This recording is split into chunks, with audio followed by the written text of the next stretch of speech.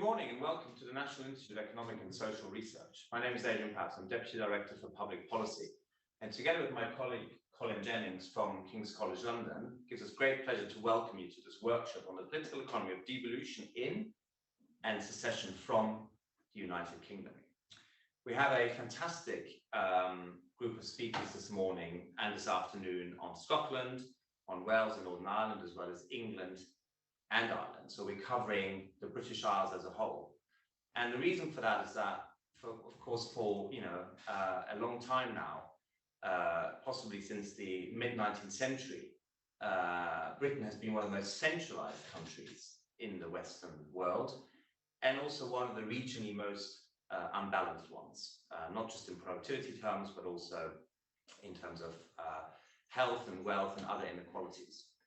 And so the question of devolution has been one that's occupied both politics and economics for a very long time. Just before World War I, Home Rule was approved by the House of Commons but never implemented. And of course, we've seen the tension between a unitary state and a desire for greater regional and national autonomy among the four nations. For some time, we had a devolved settlement in the late 1990s under New Labour, then the Northern Powerhouse, the city-region deals. And a lot of these questions are all about what is the political economy of devolution, not only the politics of Westminster and Whitehall, not just the economics, but bringing those issues together. And that is what we're here to discuss today. We are hoping to publish all of the papers in the National Institute Economic Review sometime next year, and there will be a launch in person at the National Institute. We're hoping to welcome all of the contributors and all of you attending our workshop today. Thank you again for joining us. It's great to see so many of you. I'm really looking forward to our presentations. I'll be chairing the morning session, and then Colin will be chairing the afternoon ones. Please do send us your questions using the Q&A function. Of course, the panelists will also be given the opportunity to respond to each other. But we're going to start with the Scotland session now, and it gives me enormous pleasure to introduce Ronald MacDonald from the University of Glasgow. The first presentation is on the currency conundrum for independent Scotland. And I'd now like to invite Ronald to deliver the presentation for the next 15 minutes or so. We're going to try and make as much time as we can for questions, but that will depend on how long the presentations are. We said about 15 to 20 minutes. Yeah. 15 to 20 minutes, and that will leave us a few minutes for questions. So, Ronald, thank you so much for joining us. The floor is yours. Thanks very much, Adrian. Very nice to be here today, and it's nice to see so many familiar faces, even though a lot of them are just virtual. So let me see if I can get this onto full screen. So can everybody see my screen okay?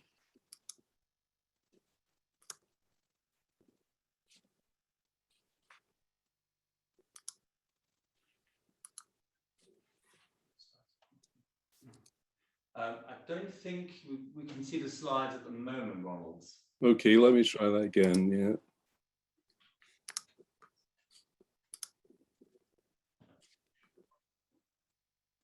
Yes, now okay. Perfect. Very good. Sorry about that. Not at all.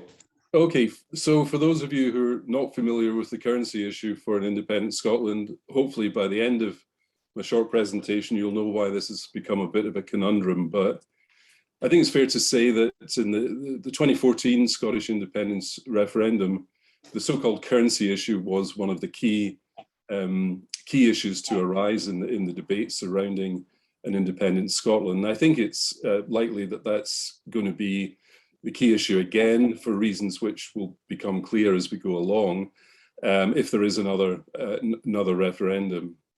Now, it's important to stress that obviously the currency issue is much more than simply the denomination of the notes and coins in our pockets. It also critically depends on whether the currency in circulation is backed by a central bank in a credible way, and also how an independent country's currency relates to other countries' currencies in terms of the degree of fixity, the so-called currency regime issue. For me, this is the central issue in thinking about the currency issue. And the crucial issue here, I think, is to look at whether the currency regime, the proposed currency regime, is consistent with the underlying macro fundamentals, and in particular, the balance of payments. If it's not, then what does this imply about the credibility of the regime and its potential resilience with respect to, say, a speculative attack? Now, the main currency options for an independent Scotland are well rehearsed. Either continue using sterling formally or informally, so-called sterlingization. And as we'll see, this is still the main proposal of the SNP if Scotland were to become independent, is to use sterling informally. An alternative option obviously would be that Scotland could issue a new currency, and that could be either fixed or floating against other currencies, or it could be some intermediate position along that scale. It could also, of course, choose to enter a monetary union with another country or group of countries and adopt the currency of the country or group.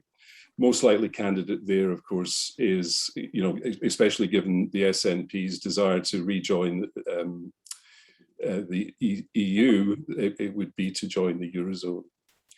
Now, it's crucially important, I think, to recognize that the sterling option, sterlingization, represent fixed exchange rate regimes. A lot of people don't realize that or think that through, but it is very important to recognize that. Clearly, all of these options come with costs and benefits, and different regimes have to be assessed relative to the underlying fundamentals. Now, given that the formal currency option was, the formal sterling currency option was ruled out in 2014, it seems unlikely to me that that would be on the table in any future referendum. But even if it was, I think an independent Scottish government would be unlikely to go for that, because if they do want to stick with sterling in a post-independent Scotland, they're obviously going to have huge limitations on monetary policy. And I think the price of having a formal currency option would be constraints on fiscal policy as well. There would be some limitations on fiscal flexibility. So I don't think it would be an attractive option to an independent Scotland. So in the paper, I'm not going to spend a lot of time discussing that option.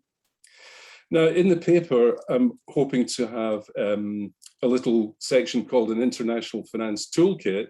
This may seem a bit strange, but what I'm getting at here is that, I've been involved in this debate since 2014 and before indeed. And it's one issue which I think everybody believes they can make pronouncements on without really having much background knowledge, if any knowledge indeed at all. And, people get into all sorts of tangles about the currency issue because of that. So, and indeed, also some quite, prominent economists who got involved in the debate also do not recognize, I think, some of the underlying issues. So I think it's important to sketch these out as a kind of baseline in the paper. And, obviously a lot of this will be familiar to most of you, but one key one is interest parity, for example, the notion that the interest rate in Scottish debt will be equivalent to the interest rate on UK debt if Scotland were to become independent. And somebody like Andrew Wilson, for example, one of the leading lights in the SNP's policymaking in this, has argued recently that the pandemic has highlighted that an independent Scotland could finance its deficit, which has always been an issue, at historically very low rates, just as other independent countries can do. There's a lot of sense in that. However, one has to recognize that there are issues with, becoming an independent country in terms of your borrowing rates. And one of these, which was recognized in the 2014 referendum, is that a newly minted sovereign country is going to have basically an interest premium because it's an untested, people don't know if it's going to have credible policies. So it'll have what I've referred to here as initial premium IP, but also a country such as Scotland will have a liquidity premium because it'll have a relatively small market for its debt.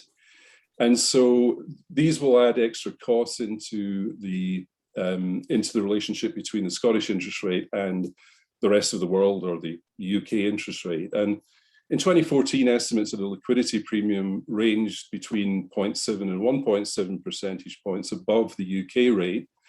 It's a bit lower now, given we live in a historically low interest rate environment, which of course could change soon. Now the kind of range of estimates that we see out there from various banks are between 0.4 and 0.9%. Obviously, with high levels of debt, if Scotland had the kind of same level of debt as the rest of the UK on becoming independent, you know, these numbers could be quite significant, obviously. But they're likely to become even more significant when you recognise that the chosen regime that the SNP continue to run with is a fixed exchange rate regime. And that brings in the possibility of expected devaluation. So we can plug that into the next relationship. So EDS is the expected devaluation. DEF is the default premium. Potentially that could be important for an independent country. And also you could have a currency exchange risk premium. So depending on what these numbers are, and I'll come back to that later on, the difference between the Scottish rate on debt and the rest of the UK's interest rate could be very, very significant indeed. And I believe it would be.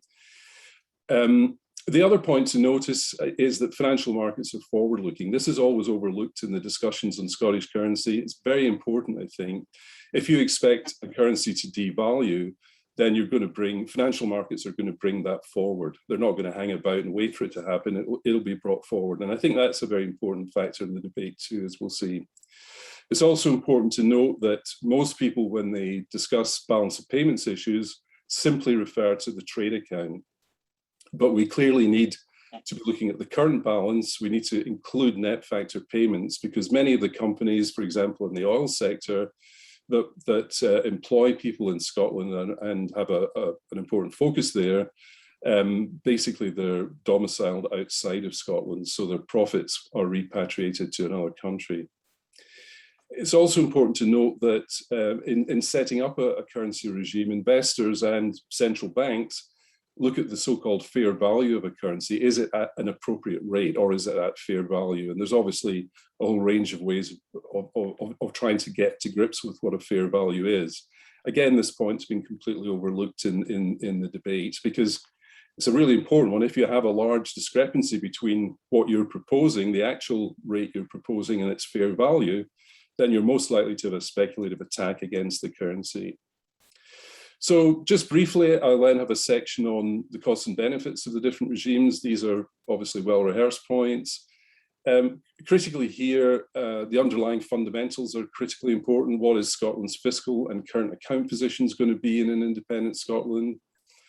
In 2014, the debate hinged very much on optimum currency area criteria and the synchronicity of the business cycles between Scotland and the rest of the UK. Given these are very close at the moment anyway, the argument then was that it's best to retain sterling in any transition.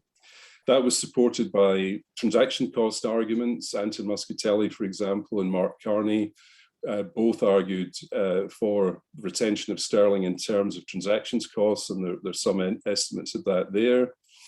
Obviously, one of the big issues in having a fixed rate system for these reasons is that you'll have huge limitations in monetary policy.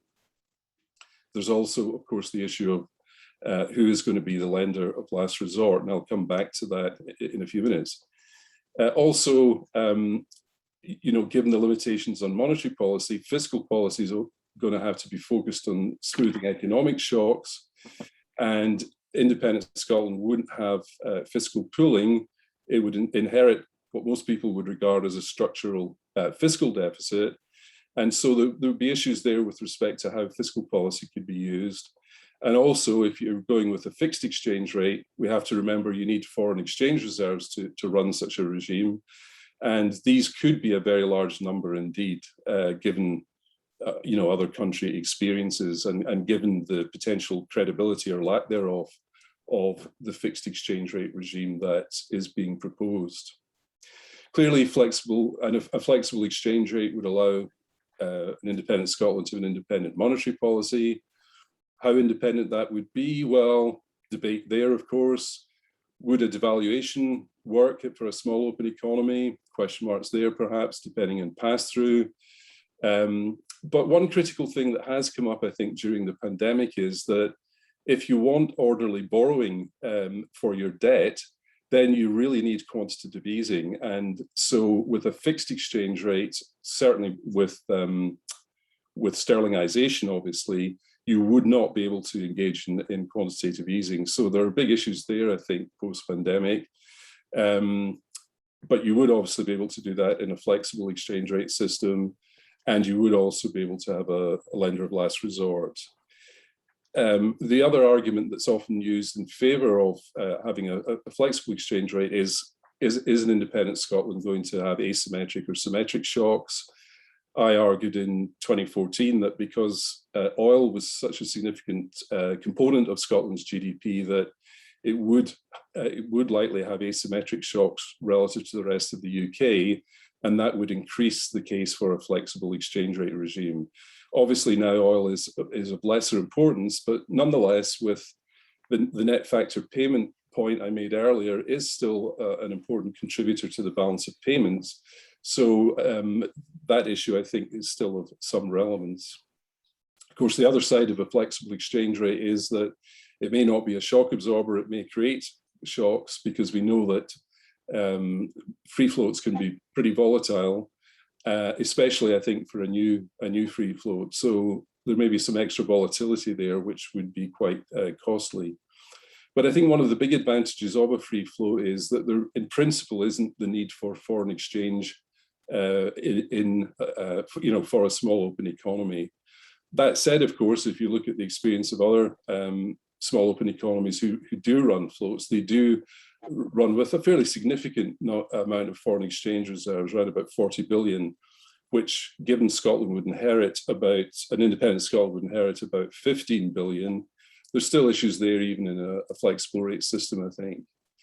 I'm not going to discuss the Eurozone much in the presentation today. Obviously, if you were going to converge on the Euro and enter the Eurozone, you would obviously need to have a separate currency up front, and you would need to follow the Maastricht criteria to get you to that endpoint. So what is the fiscal and balance payments position in Scotland at the moment? Well, as in the rest of the UK, it's got a whopping fiscal deficit. It's about 22%. And going into the deficit, going into the pandemic in 2019-20, a very significant deficit then as well of around 8.5%. So these are significant numbers, and obviously some of you will know that there is a debate about the reality, if I can put it that way, of Scotland's fiscal deficit. But I think most commentators agree that Scotland has a significant underlying structural deficit, and of course that has been exacerbated by the pandemic. On the balance of payments side, the data here is incomplete. The best data we have is for the onshore trade deficit. We have a consistent series for that, and if you look at 2017 to 2020, that's increased from about 6.6% to around 8%, as I've noted there. Now, data is available also in offshore trade, but not continuously. But if you include this, you also have to include primary net income, net factor payments. And the latter, again, is quite patchy. The latest numbers we have on net primary income are for 2017. And so if you put all the different components together for 2017, you have a balance of payments deficit on the current account of about 10% of GDP. So that's around about £16 billion. So it's a big, big deficit. And from all I've seen recently, I don't think today's deficit would be any less than that as a starting point. So very significant deficit there, and obviously very important implications of that. And I think that was nicely brought out by the paper Angus Armstrong and David McCarthy had in 2014, that an independent Scotland, and a lot of people don't really recognise this, would have a financial border to create its own balance of payments. And as Armstrong and McCarthy said, this would include cross-border trade and capital flows to and from the rest of the world. And critically, they note, with sterlingization, the balance of payments would become the key barometer of whether Scotland's economy would prosper or decline. I'll come back to that point in a couple of minutes. I'd also like to distinguish two forms of sterlingization to try and avoid some confusion, which I think is often introduced in the debate. I'll call them sterlingization A and sterlingization B. Now, under sterlingization A, all of the commercial banks operating in independent Scotland would be domiciled in the rest of the UK. There'd be no central bank, and obviously there'd be, independent Scotland would have no control over its money supply or interest rates, and it would have no formal lender of last resort function. There is a question mark, though, there of whether it would need one, and that is a very interesting discussion in Armstrong and McCarthy. With sterlingization B, you would have some or all of the commercial banks domiciled in Scotland, and Indie Scotland would also have a central bank, but that central bank would have no control over the money supply, obviously, because it can't issue its own currency. Again, there's issues there of the lender of last resort function.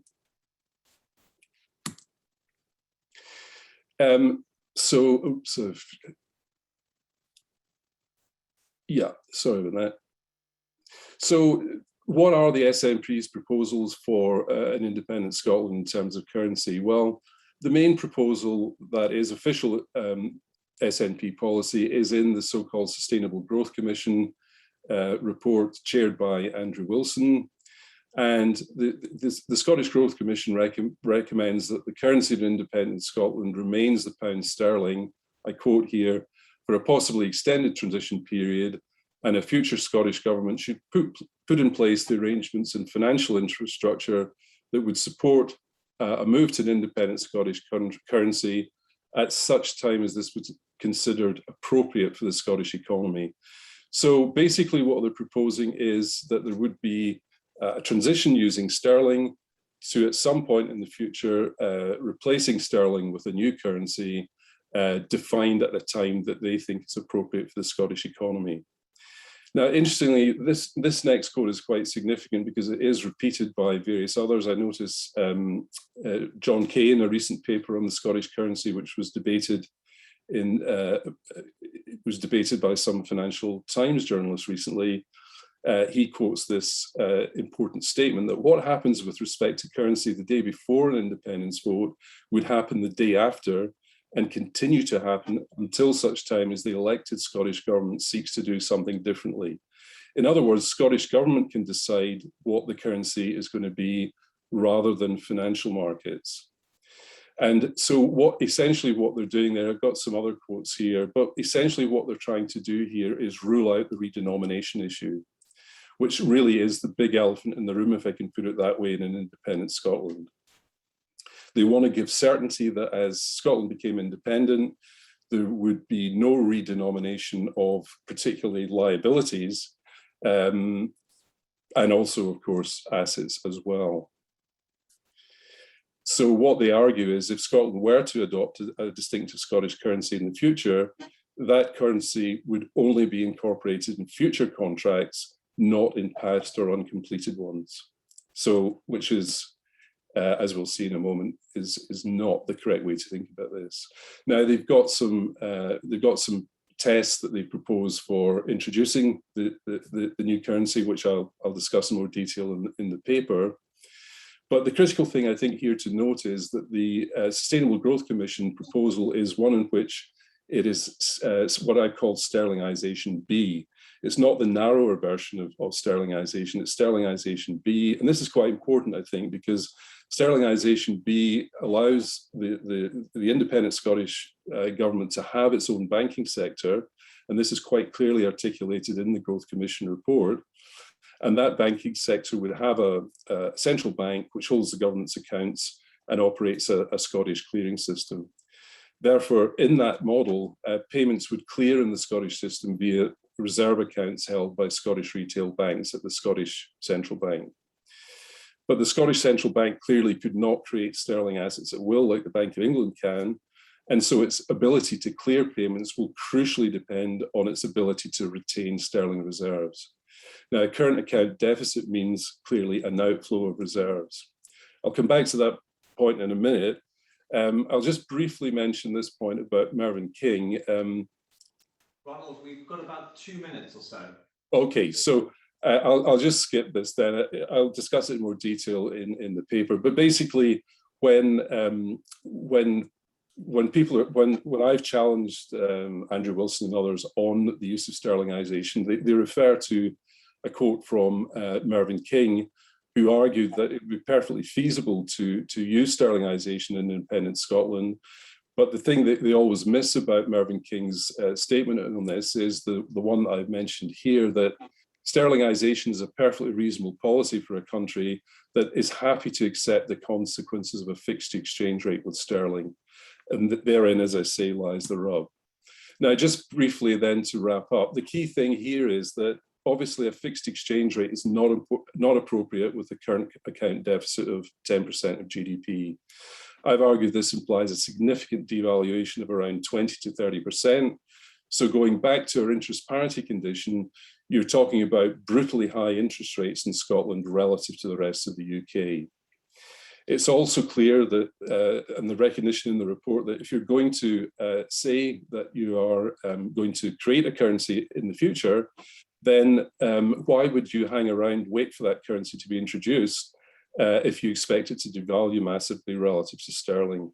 So there would, I think, be a huge incentive for capital markets to bring forward the devaluation of sterling. Also, you'll have a further problem that reserves will be draining out of the system in a classical kind of gold standard way. That is inevitably going to lead to a liquidity crisis. And with no official lender of last resort, the Scottish Central Bank would have to seek emergency support from the Bank of England and borrow sterling at high rates. I'll just quickly wrap up here. So all of this is going to be compounded, obviously, by capital flight. I would argue that capital flight is going to be worse under this regime than any other regimes. It'll occur at, whatever regime they choose, but it's going to be worse, I think, in an inappropriate regime. And the rub for me at the end of this is that, well, if you recognize the point about forward-looking expectations, the question is whether such a regime would actually get started from day one of independence. So presumably all of this could be anticipated the day after a yes vote. So just to briefly conclude, the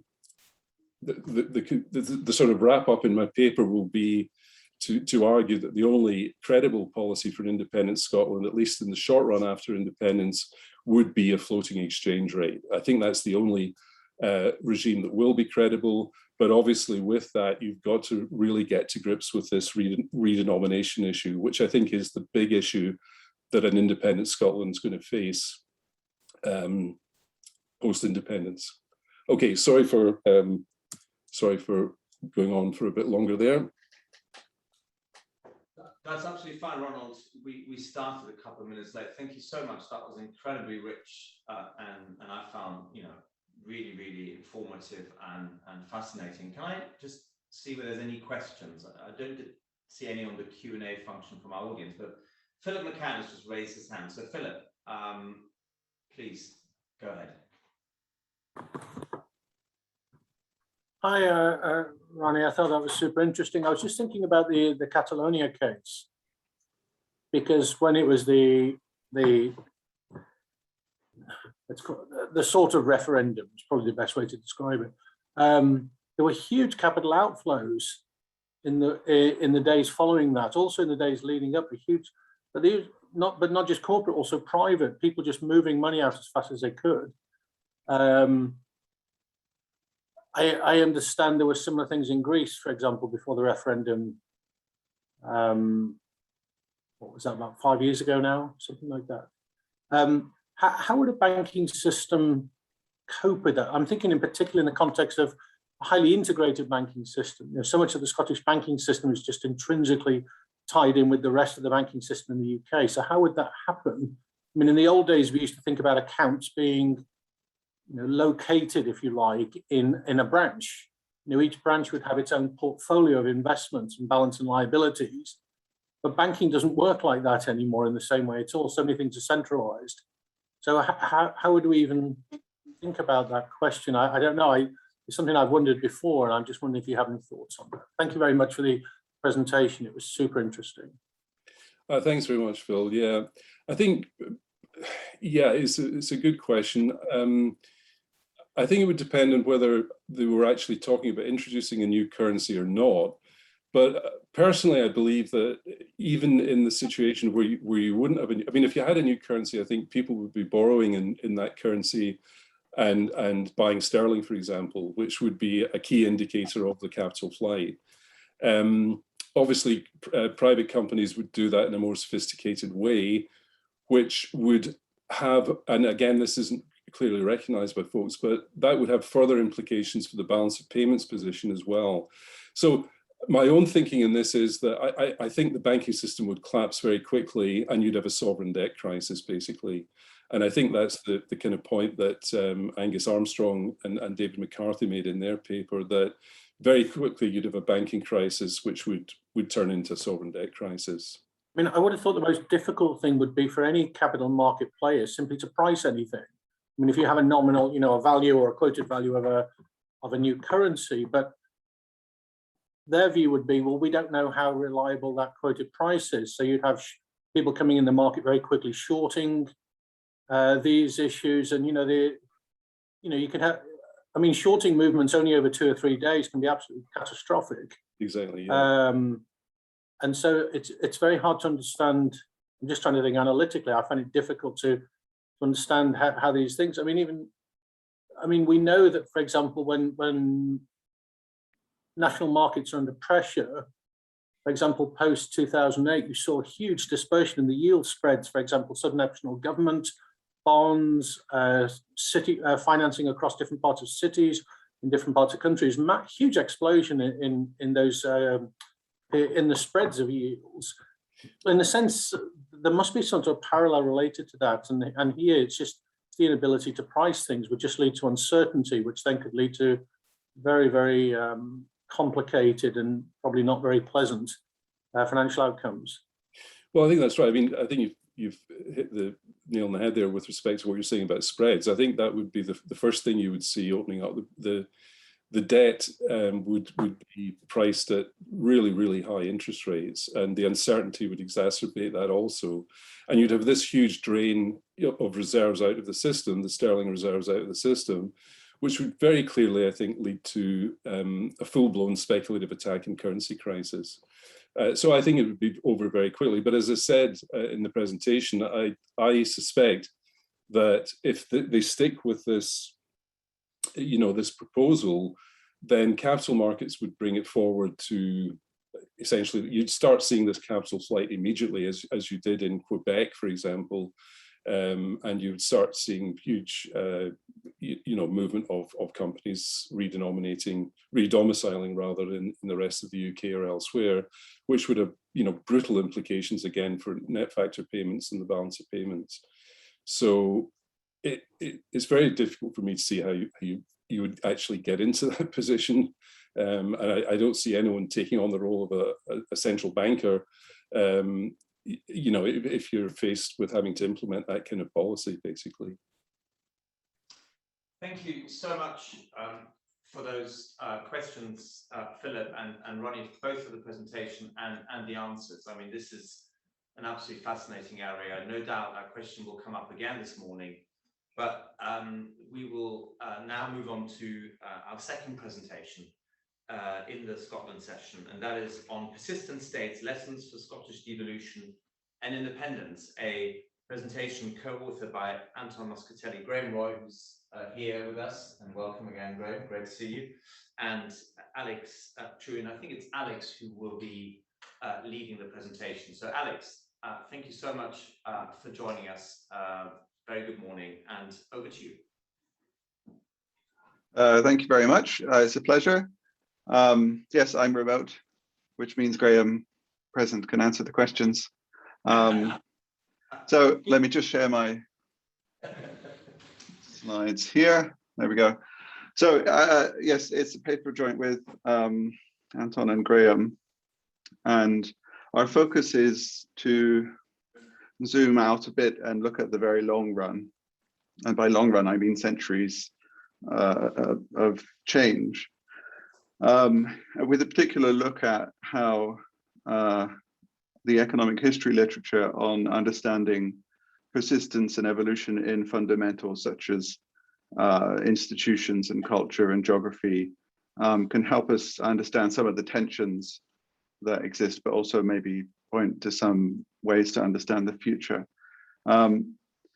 It connects to this, I mean, so in economics, we think of this trade-off between, in what determines the size of nations, we think of this trade-off between the economic gains that arise from the economies of scale and public good provision, or where those unions of nations embed market access, against the costs from not accommodating fundamental heterogeneities in different parts of the nation. So Alesina and Spogliori and Bolton and Rowland have this introduced this way of thinking about that trade-off in determining the size of nations. What isn't often thought about in that literature is dynamics, and there has been some political economy work on the dynamics of state formation, because these underlying fundamentals do evolve over time, they do change, and so do the economic gains change over time, but we don't see continual changes in sizes of nation states as those fundamental drivers change. We see lots of historical cases where underlying tension resolves in either way, but it resolves very slowly. And so, you know, the first bullet there is a series of examples of the Union of Spain and Portugal, or the Norwegian-Swedish Union, which, you know, are geographically close nations that were at some point a union, but which over time, as fundamentals changed, or in Norway, Sweden's case, as economic gains to different parts of the union changed, came unraveled and became separate countries again. On the other hand, we see places like the United States or Switzerland or Germany, which are federations of states that have survived, that have persisted for long periods. So the focus here is on the evolution or persistence of those gains and those fundamentals, but particularly we're going to be talking about the fundamentals, because the evolution of the gains is slightly more straightforward. So I'm going to talk in the first part about the persistence literature in economic history independently from the context of Scotland. And then I'm going to talk about Scotland in the context of sorts of heterogeneities that we see before and after the Act of Union. And then we can think a bit about what this implies for further devolution or independence. Now, the economic history literature, I mean, the starting observation is that technology levels and relative incomes are highly persistent, right? Not just over short durations of decades, but over centuries and millennia, right? So we've, you know, it's the case that those countries that industrialized first still on average are the richer countries today, right? There's that few hundred year long persistence, but we also see persistence in technology levels and relative incomes, you know, that can be related to the timing of the Neolithic Revolution, for example, if you look at the diamond hypothesis, or even further back than that. Now, the question for the economist is what is driving that. So one interpretation of that is that the high technology levels and the high income is just regenerating itself, right? The way that the literature thinks about this in a more modern sense is to think about what persistent underlying fundamentals exist that manifest themselves in persistent differences in relative incomes, right? And so we categorize these. Was that a question? Sorry, or no? Okay. So the question, so that we categorize into three groups of fundamentals, right? Institutions, culture, and geography. And we can think about others, or we can quibble about these categorizations, but that's how we're going to structure this. So in terms of persistent institutions, there's the literature that is summarized in that Laporta survey, which talks about exactly the sort of legal persistence we see in Scotland, right? So the persistence in the legal system in terms of common and civil law approaches to legal questions. There's been recent work on how hierarchical institutions are that Matsumoglu made a contribution to, and that Maishar et al. A recent JPE paper, I think, looks at how hierarchies depended on which types of crop you domesticated in the Neolithic Revolution, right? So this very, very long run persistence in institutions that can be rooted in something very distant back in time. There's a few papers actually in this published this year which look explicitly at the location of the seat of government. And so this overlaps a bit with the geographical fundamentals, but Becker et al. Look at the consequences of the movement of the capital city in West Germany to Bonn in the wake of World War II. And Bai and Jia look at 1,000 years worth of movements of regional capitals in China. And they look at the consequences of moving these institutions geographically around and find, you find the implication that you'd expect, which is an impact of public employment and building of infrastructure. But when these regional capitals move back to the place they previously were at, they don't tend to leave very much behind in the long run. In terms of cultural persistence, so we can think about kind of direct cultural persistence, right? So there can be direct intergenerational transmission of things like time preferences and attitudes to risk, and the mechanisms behind that we don't necessarily know about, but there's a few recent papers that look at intergenerational transmission of preferences. There's also a few recent pieces of work that look at how just how resilient social structures are. So Alesina et al. Is a paper that looks at the nature of elites in China and finds that the elites who dominate to some extent on average today in China are the elites who dominated 100 years ago, right? And the interruption of revolutionary China in the meantime hasn't actually completely wiped away the social structure that previously existed, right? We also think about this interaction between the economic environment and cultural change. So the classic example is the Boserup hypothesis that those countries that adopted the plow when they domesticated agriculture tended to lead to different beliefs about gender roles, right? Because that intensity of plow use meant the greater demand for upper body strength, which meant, that male labor in agriculture became more important. And the Boserup hypothesis, which is found in the Alesina paper, was that those gender role differences persisted long after agriculture was important. And indeed, that's one thing that Alesina shows. Persistence in culture that responds to policy, I mean, it's sometimes very bad, right? So Voigtland Voss shows just how narrow the impact of the Nazi regime was in terms of educating a particular generation, which remained with certain racist beliefs well after the fall of the Nazi regime, and it didn't happen either side of the generation that was treated to that educational treatment. There's also persistence in trust. That Becker et al. Looks at places within the same country that happen to be on either side of the Habsburg border, and finds that those places very close to other places, but just happen to be on either side of the border of the Habsburg Empire, matter today to whether or not different parts of the same countries have great trust in institutions.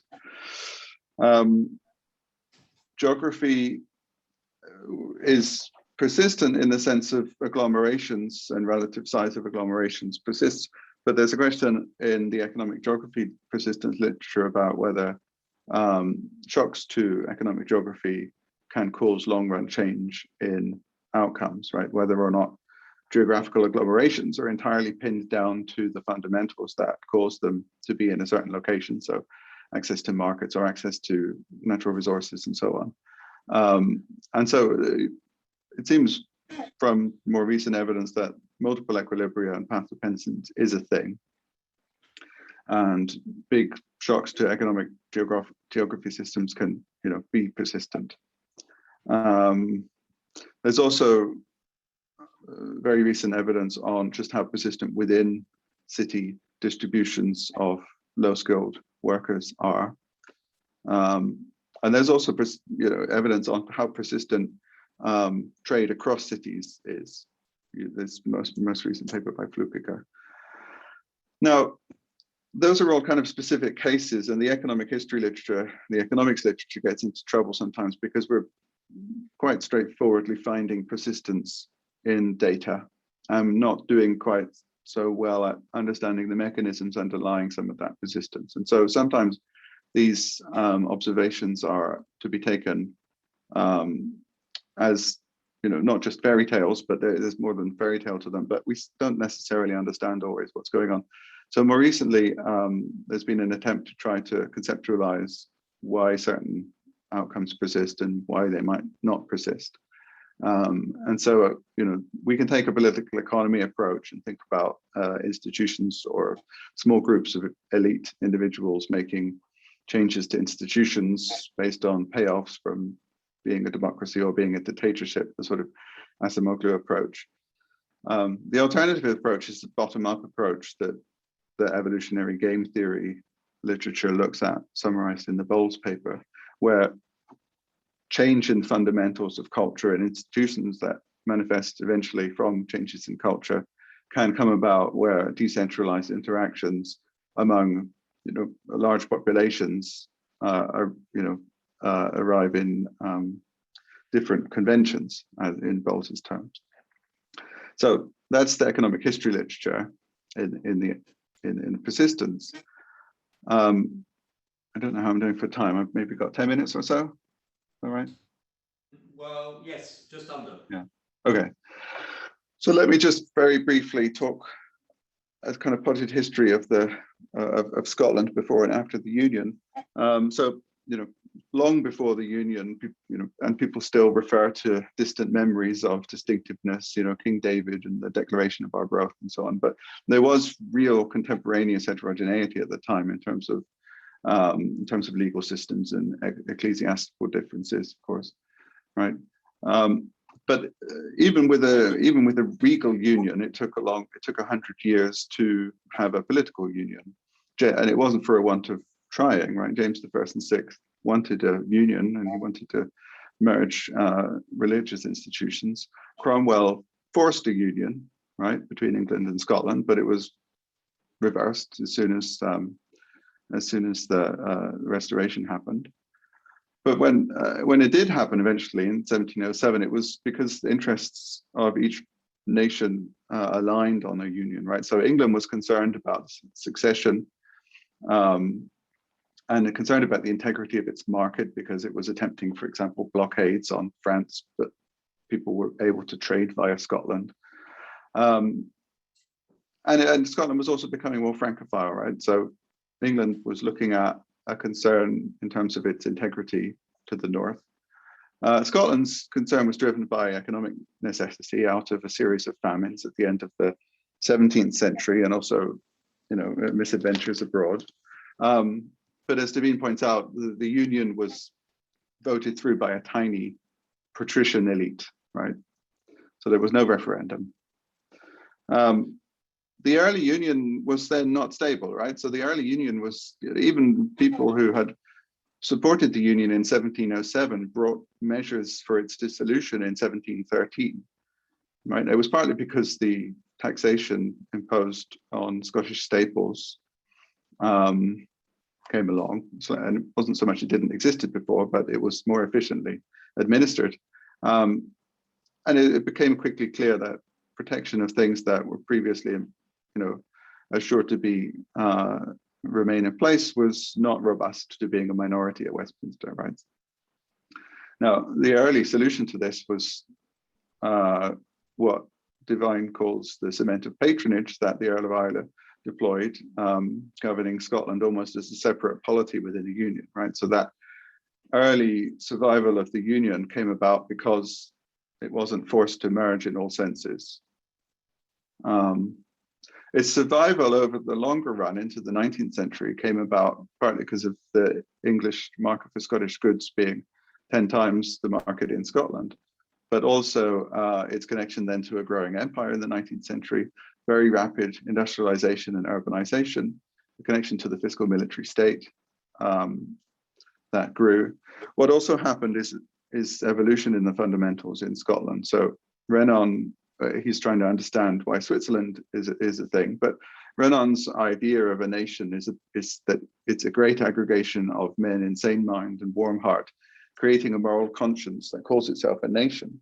And you can see in the 19th century, almost anticipating Renan, a series of acts that create this emergence of a union, of a culture that thinks of itself as British. So participation in wars, certainly helped. The reputation of the Highland Regiment against Napoleon is something still talked about, right?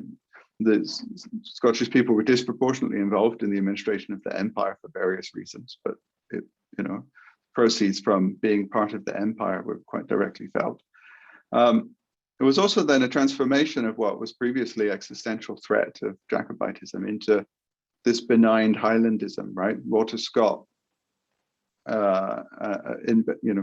invented this idea of a romantic tartan, which sometime before 1822, when George IV visited, would have been outlawed. But George IV visited, and parades and pageantry and so on, and it was partly a act of binding the Scottish identity as a distinctive thing, but binding it to Britishness.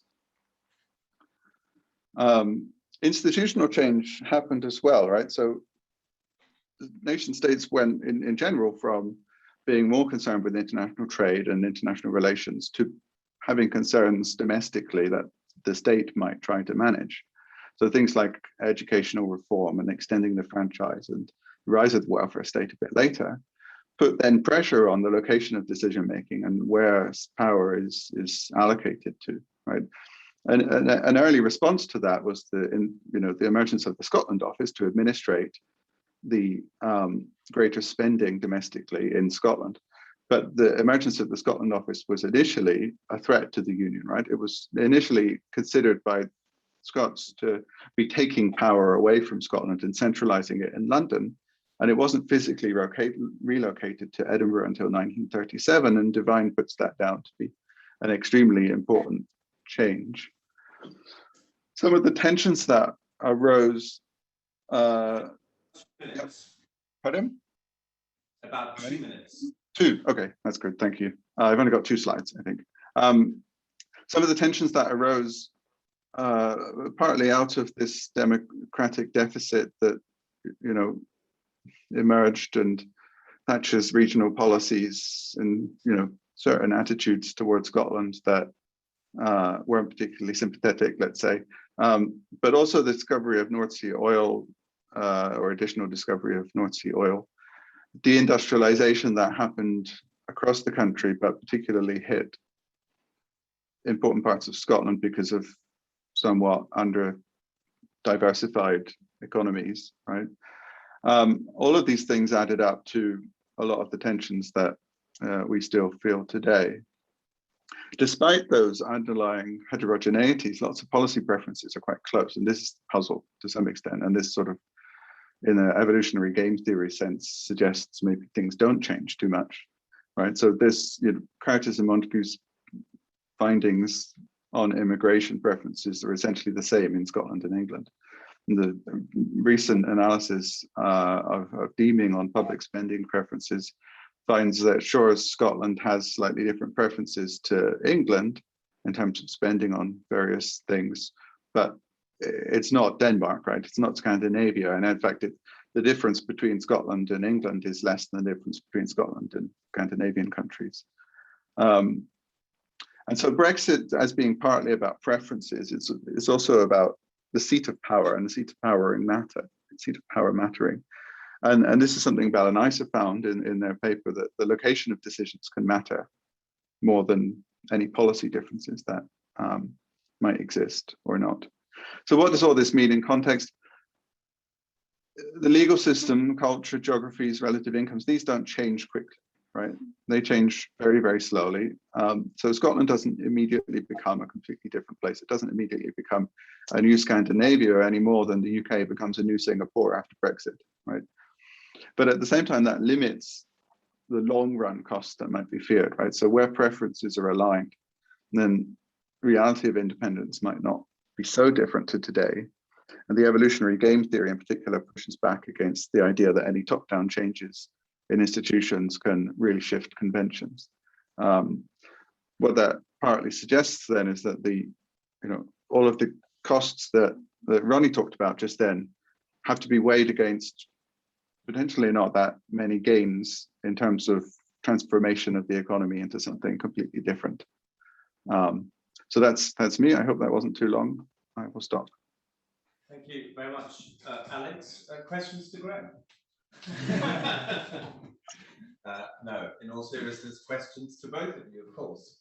So who would like to put a question to Alex and Graham?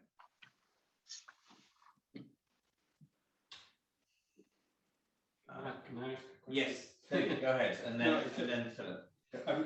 So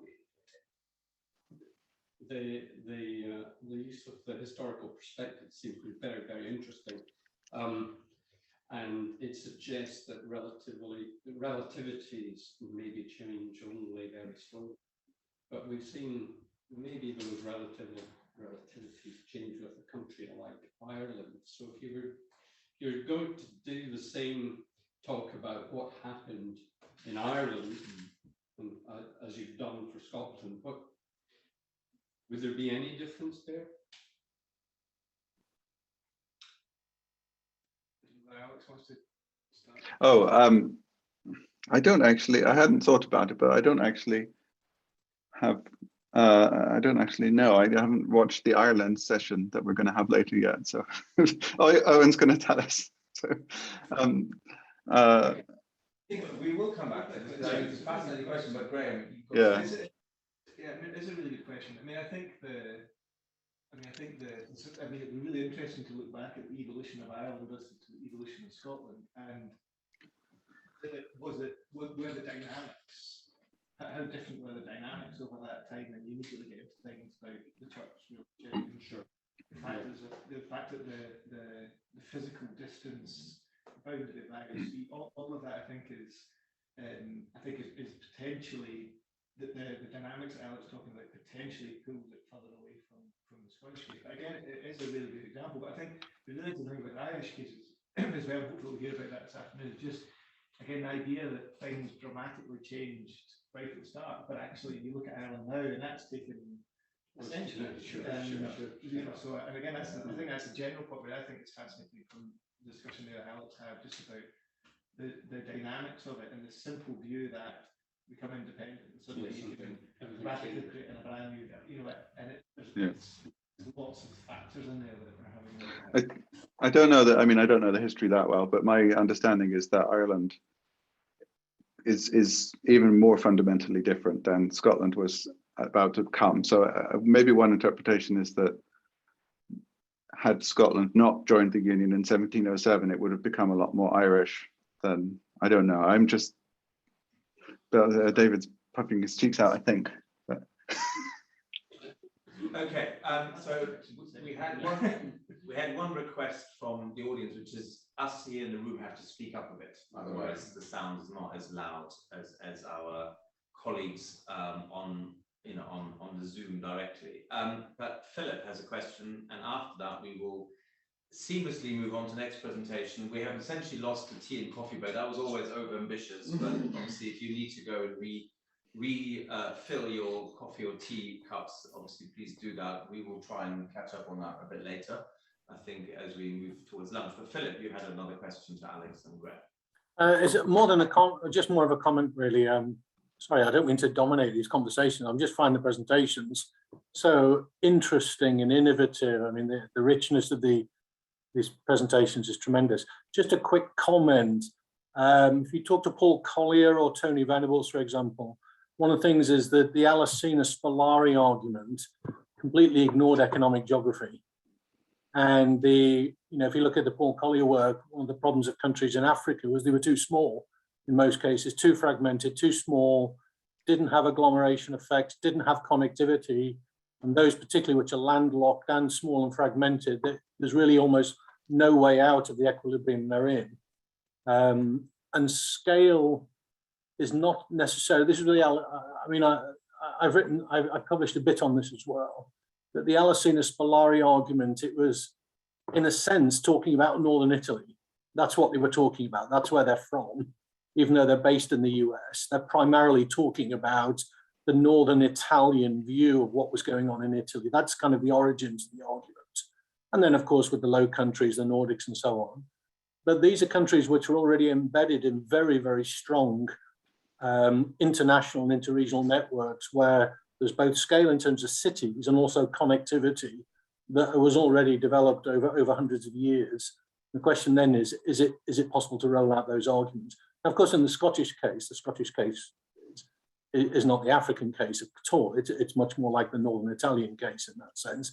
But it's just an important, I think it's just an important qualifier on the Alesina-Spallari argument because it was entirely aspatial and largely without context in that sense. That's just an observation. And if you were to talk to Paul Collier or Tony Venables, they would say exactly that point. Yeah, sure. It was mainly a framing of, of things to talk about. I agree that it ignores geography to some extent. And I work on geography myself, so understanding can matter. There is a recent paper by Klaus Desmet and Parente, which looks at the Alesina-Spallari trade-off in quantitative sense. So they have a model of that trade-off, and then they put data into the model, and they find it makes sense, and particularly points to some places that we do see what tension exists today, and they probably control on geographical matters as well. So yeah, I wasn't meaning to ignore geography, but this was partly that's what Renan was talking about when he was wondering what determines a nation, because Switzerland doesn't have gains from economies of scale in public good provision. It's got an absurdly decentralized, or not absurdly, but it's vastly decentralized in its political system and doesn't, share culturally a massive, history, and yet it's sustained itself. It's partly geographical. So sure, I agree. Okay, thank you very much again for the presentation, Alex, Graham, and Anton. So we will, in the interest of time, move on. We have the lunch break coming up where we will certainly be able to stretch our legs here. So I promise you there will be plenty of time for that. But we have two more presentations this morning. The next one is Trading Borders, Understanding the Future Options and Trade-offs for Scotland. Again, co-authored by Joelle, Peter, Stuart, who's also with us. Welcome. And Graham again. So we know who will get the questions. But I believe it's Joelle, isn't it? Yeah, who's presenting. So Joelle, over to you, and very warm welcome to Nisa. Thank you very much. You have the floor.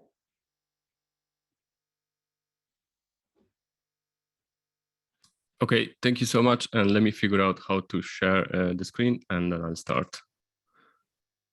Been using Zoom for years, but still. Okay, I'm using my phone as a monitor, so I'm sure what I'm sharing. Yeah, we can see the slides. Thank you. Okay, so I think this presentation will complement nicely what we have been talking about so far this morning. And the title is a bit mysterious now that I read it again. But basically, our focus is going to be about the impact of borders on trade. and we'll discuss options that Scotland might face in the future if they decide to go down the route of another independence referendum. So I wasn't aware of this because, as you can tell, I wasn't born in Scotland, but my colleagues have explained to me that actually, and this is emerged from Alex's presentation as well, a key argument for the Act of Union in 1707 was the fact that this would give Scotland an opportunity to gain access to new markets. And it seems that this fact of accessing or losing, or gaining or losing access to new markets is still present. It was present in the 2014 referendum. It was certainly present in the Brexit referendum, and it will be in a different way present in the event there is a new referendum in the future.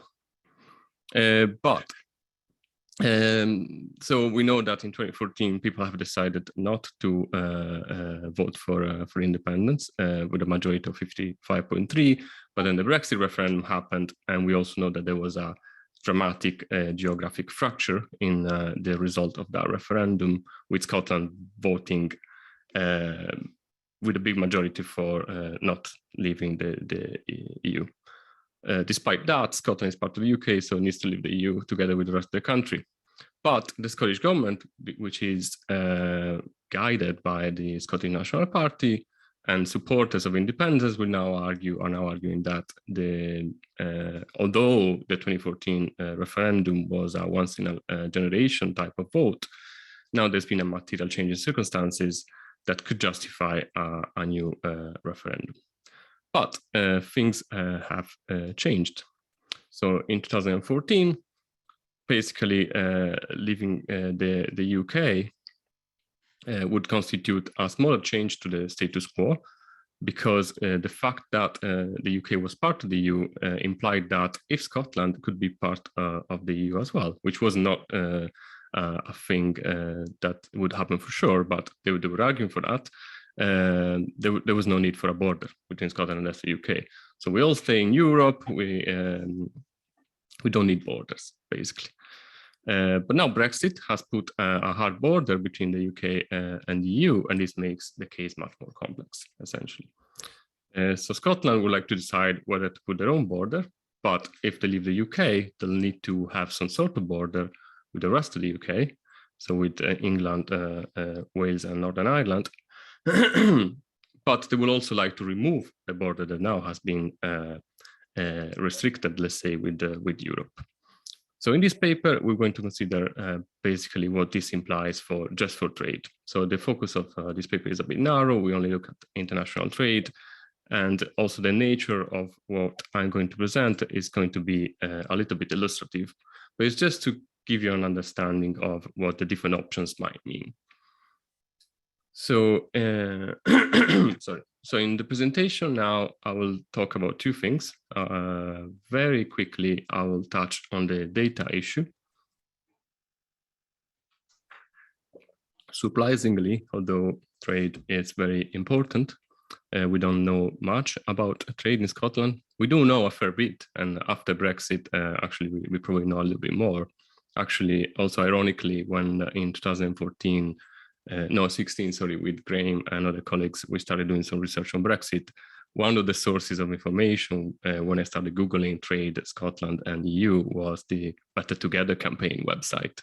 And now, because one big argument was, oh, listen, you should stay in the UK because the UK is part of Europe. So we're better together in the UK and in Europe. And all that has now changed. But that's not the story. So I'll talk about the data. And then we will, using this data, some of the data that we are then going to discuss, we'll conduct an illustrative modeling exercise.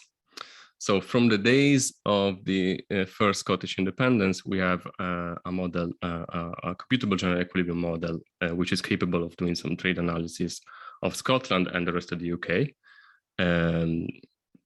And so with that, we are able to essentially see the impact of introducing trade frictions between Scotland and the rest of the UK, Scotland and the rest of the world, etc. The only caveat to that is that the data is a bit outdated. I'll explain that in a moment.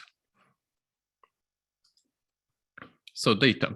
There's relatively actually good information about Scottish export.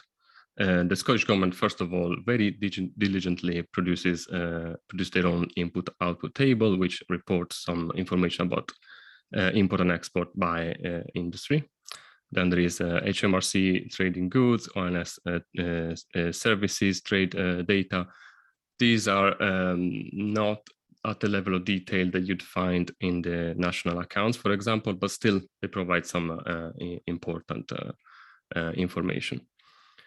What's really missing, though, is estimate of Scottish import. So whilst basically the Scottish government does publish the estimate of total import, and they also publish import by industry from the rest of the UK and from the rest of the world, this emerged from some research that Graham and colleagues did, is a residual balancing item in the national accounts. So it's not, there's no data collected on that. Another challenge also is that you have data compiled from lots of different sources, and not always these are consistent with each other. So if you take totals of the different sources, we have found colleagues in the Fraser-Allen Institute and in the Department of Economics at Strathclyde have found discrepancies. So that's another issue. We won't talk about trade, but we know some things, but not everything that we would like to know. Okay. This is from just a small table to remind ourselves what Scottish trade patterns look like. So this is for 2019, and from this we see that just under 60% of Scottish export in 2019, so this is before Brexit actually happened, were to the rest of the UK, compared to 19% of total export, which were destinated to the EU.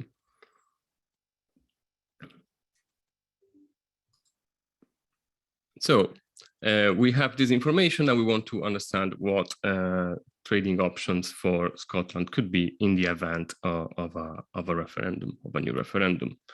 So just to recap, we all know that borders, that's why you have borders in the title, will create frictions to different extent, depending on what the countries. So a border is always shared by between two and more. So depending on the agreements that two countries manage to reach, will introduce more or less frictions.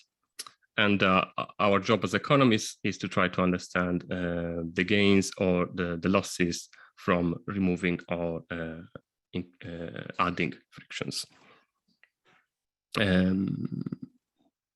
Again, here we want to re-emphasize that we're only looking at this specific aspect of the debate around independence. So we're not trying to put a number on this is what's going to happen if Scotland becomes an independent country. Rather, we're trying to discuss what the implications for trade would be. But essentially, so let's start from before 2016, Brexit introduces barriers in trade between the UK and Europe and the 27 other countries that have remained in the European Union. And Scotland is part of it, so they'll face these barriers. We are facing those barriers.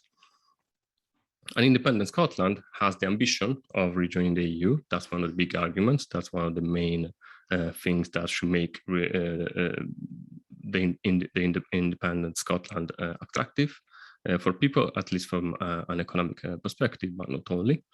But it's not that simple. It's not that simple because although rejoining the EU would remove barriers with the EU that have been just introduced, it would create new barriers with the rest of the UK. And at the moment, the rest of the UK is the largest trading partner for Scotland. Now, trading patterns can change, and I'll touch on that a little bit after I show the results from our simulation exercise. There's a timing issue which we were teasing out here, but we don't really address in our simulation. But I think it's important. I think it also connects with the discussion that Alex gave earlier. But joining the EU, it's a long process. It doesn't happen overnight. similarly, leaving the UK might generate barriers that don't appear overnight. Some will, but some others will take time. They could imagine there'll be a free trade agreement between Scotland and the new United Kingdom without Scotland, but that again takes time to be negotiated.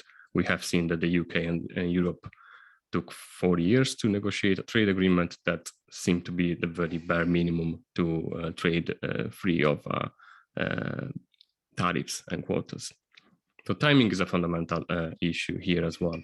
We're going to pretend that there's not much timing issue here, and we'll make some simplifications in what I'm going to present in the modeling part, because otherwise this presentation just becomes too long. So please bear with me, be aware that we know we are making simplifying assumptions. So modeling, we want to understand the impact of having these borders in different parts of outside Scotland. And to explore this, we use a computable general equilibrium model of Scotland, which is essentially a sort of a macro model with industries.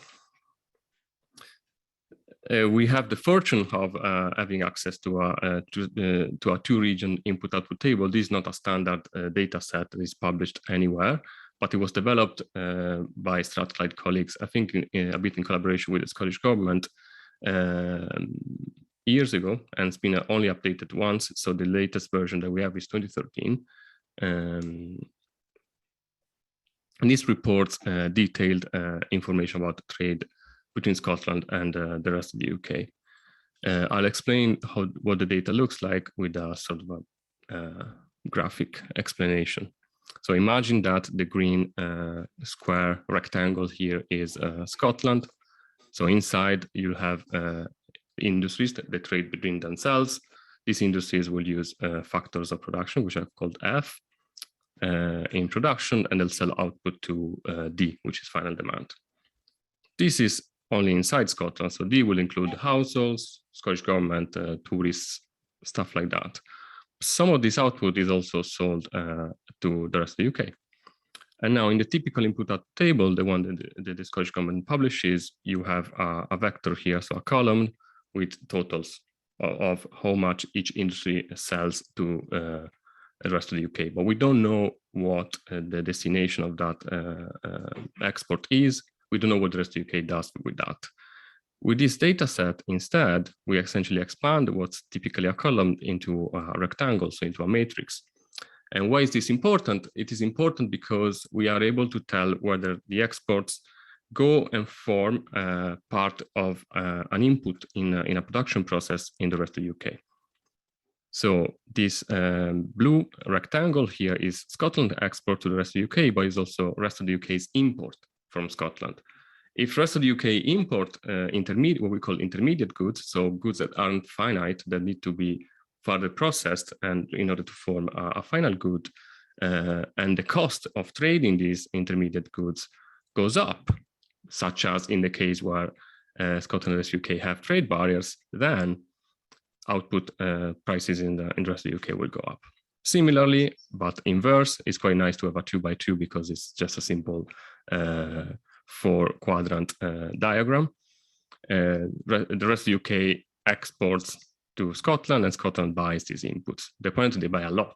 In the latest version of the UK input-output table, although we said that we're not sure about those data, it's 70% of import comes from the rest of the UK.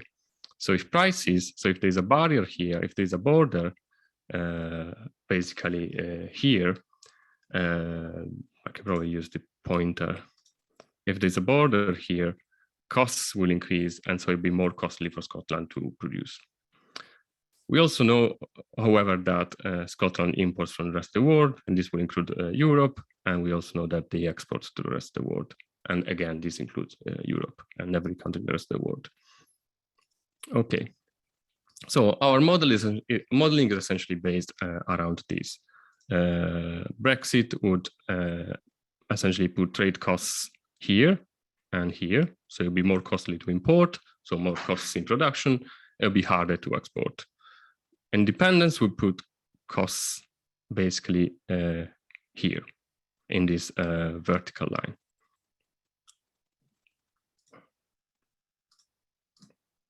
So the model that we use has been widely adopted as Strathclyde, started to develop before I was probably born, and it's been widely applied to many different policies. It's a fairly standard model, so I'm not going to bore you with that. It recently has been applied to trade. We don't have a huge tradition of applying this model to trade, but we've published a paper on the long-term economic implication of Brexit for Scotland in 2017. And forthcoming, I have a paper with another colleague that looks at the impact of a new Northern Ireland protocol. Can Northern Ireland enjoy the best of both worlds? It's complicated. So we explore 3 scenarios. One is Brexit. Our data set, remember, is before Brexit, so we need to simulate that. Then we say, what if we add independence to Brexit? And then we say, so we are incrementally adding complexity here. And then we say, what if Scotland reverses independence, but the rest of the UK does not? So I'm conscious of time, so I'll try to go a little bit faster now. To calibrate the trade costs, essentially we use information from HA government published in 2018. So we take their model average free trade agreement, non-tariff barriers. We know that there's going to be tariffs as well. If we add tariffs to our model, our results will be exacerbated. As I said, it's not our intention to put a precise number on that, so we're just going to focus on non-tariff barriers. But the important assumption that we're going to make is that the same non-tariff barriers that could emerge in trade between the UK and Europe would emerge in trade between the rest of the UK and Scotland in the event of independence. So the shocks are essentially symmetric, except for the fact that trade intensities are not. So in fact, the idiosyncratic shocks will eventually not be the same. So in this slide, I present our main results. I present changes in GDP for Brexit, which is a darker bar, Brexit plus independence, and this is only for Scotland. And then the bar with diagonal black and white lines is the case where Scottish Brexit is reversed, but there are still barriers between Scotland and the rest of the UK. So we find that Brexit is detrimental for Scotland. There's a fairly large reduction in rest of the world import. This is partly because of the barriers and also because this reduction in GDP corresponds in some lower need of intermediate import inputs, basically. Similarly, we see that for the similar reasons, there is a reduction in export, which is partly exacerbated by the fact that producing in Scotland with these more costly imported inputs costs more, but also because of the barriers. And the rest of the UK and import and export are fairly in line with GDP. So when we add independence to that, so now we're adding barriers between not only between Scotland and the rest of the UK and Europe, but also between Scotland and the rest of the UK. Not surprisingly, we get a much larger impact on GDP. We see here it's about 9%. Also, as we would expect, import from the rest of the UK fall by a lot because we have these additional costs and because GDP is falling. And so, and similar thing happens to export. Final simulation will remove trade barriers between Scotland and Europe. And we see that this partly mitigates the negative impact of secession, essentially, but not entirely.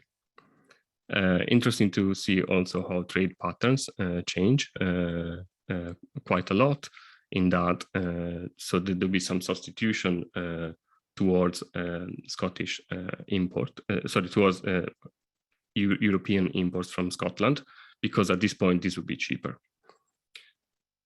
So one question that we ask to ourselves is that how these compare with the literature. We found 2 papers that do sort of a similar thing.